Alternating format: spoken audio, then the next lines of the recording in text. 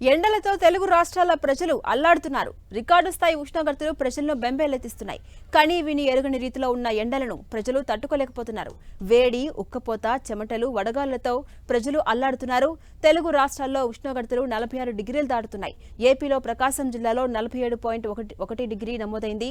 భానుడి ఉగ్రరూపంతో తెలంగాణలో పలు ప్రాంతాల్లో ఉష్ణోగ్రతలు 46 డిగ్రీలకు పైనే ఉంటున్నాయి.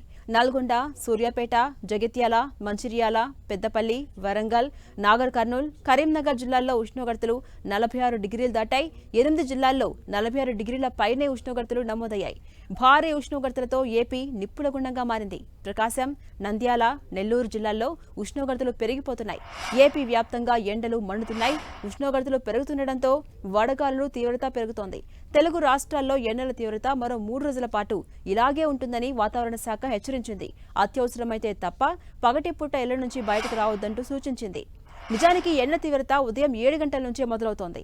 ఎండ మొదలవగానే వేడి స్థాయి అధికంగా ఉంటుంది. దీంతో 7 గంటల సమయంలో కూడా కాసేపు ఎండలో ఉండలేక ప్రజలు అల్లాడిపోతున్నారు. ఇక ఉదయం 8 గంటల తర్వాత ఉష్ణోగ్రతలు ఊహించని స్థాయిలో పెరిగిపోతున్నాయి. చూస్తుండగానే ఎండ తీవ్రత పెరిగిపోతుంది.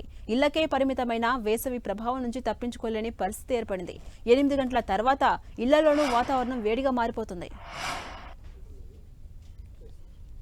ఎండ ప్రభావం నుంచి తప్పించుకునేంతగా చల్లని నీళ్లు తరచూ తాగుతుండాలని వైద్యులు చెబుతున్నారు. కొబ్బరి నీళ్లు, మజ్జిగ, పుచ్చకాయ వంటి పదార్థాలు ఎక్కువగా తీసుకోవాలని సూచిస్తున్నారు.